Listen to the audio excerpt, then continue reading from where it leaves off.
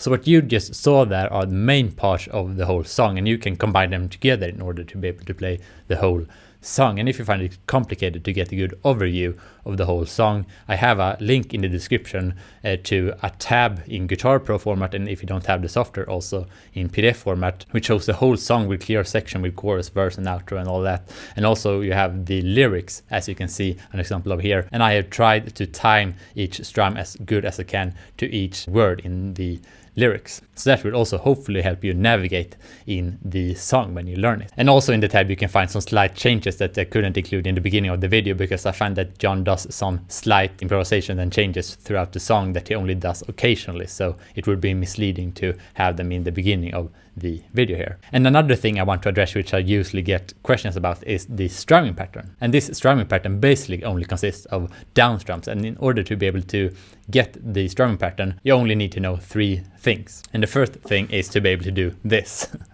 So only strumming up and down, go strumming up and down, so you never hit the strings. That's the first thing. And the second thing is to only do down strums. So hopefully still quite straightforward. And the super complicated, hopefully not, final and third thing is to alternate between doing a down strum and doing a go strum where you don't hit the strings, and you go back and forth between those two. So what you get then is like that. And if you combine these 3 things, you basically have the strumming pattern for the whole song. So if you try it, in the beginning there, so what we have there is a down strum, then a go down strum, then 2 down strums in a row, then a go strum, and then 2 down strums in a row. So again. And then what follows after that is even more simple. So what you have there is a down strum followed by the go down strum, then a down strum. So,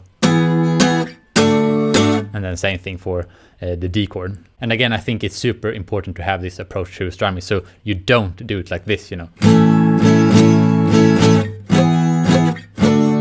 because then you kind of lose feel for the strumming, and you will just sound off when you play. It will sound, it will sound unnatural, And also you can notice sometimes in the song, instead of doing this, where you have that go strum in between, he does, so basically only down strums. And when he does this, it's more clear in the tab in the description. And also I should add that I said that it's basically only down strums, and the only time is up strums is that he sometimes does this classic chord switch kind of muted down up strums, and that's the reason I said basically. But I think that's very seldom that happens. And the last thing I want to address is the chord shape, because I chose this kind of weird and rare shape,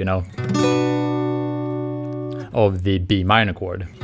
So I remove these 2 notes on the A and D string to only play like this. And the reason for this is that there is a music video where John plays a song, and there you can very clearly see in this super high resolution image that we don't really see John fretting these 2 notes, but it looks like he does something like this, just based on the image and also on the sound, because you can really clearly hear those high notes. And in the image I think you can hear quite clearly that he frets the E string here on the 7th fret. And I don't know if this is correct, I'm probably wrong, but that's my guess at least. And you can, if you don't agree with that, you can play this chord like this, like I suggest for the other parts. And also I think that he did this shape in the end there, like I shown in the tab, but also in the beginning when he plays the verse for the first time. But I didn't include that in the tab of this video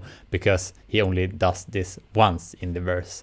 So it would be misleading to add that in. And also another observation from that music video is that it seems like he frets the A chord like this in the beginning.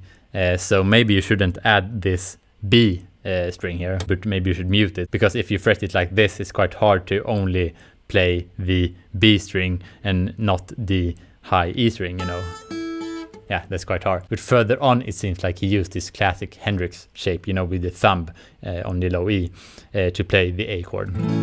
So, just to keep it simple, I chose to only have this shape in the tab because yeah, it just gets overly complicated, and it feels like it doesn't really add too much to switch between this fingering. So yeah, I would recommend that you just choose that one that you prefer. So that is it for this video, which actually was another request, which I think is really cool. It's really fun to feel like there is a demand for this kind of content. So I'm really grateful for this interaction, and I'm also really grateful if you do what you do to trigger the algorithm, like the like button and comments and all that, so we can keep this going on for a little bit longer. That would be cool. And yeah, thank you very much for watching, and I'll see you in the next video.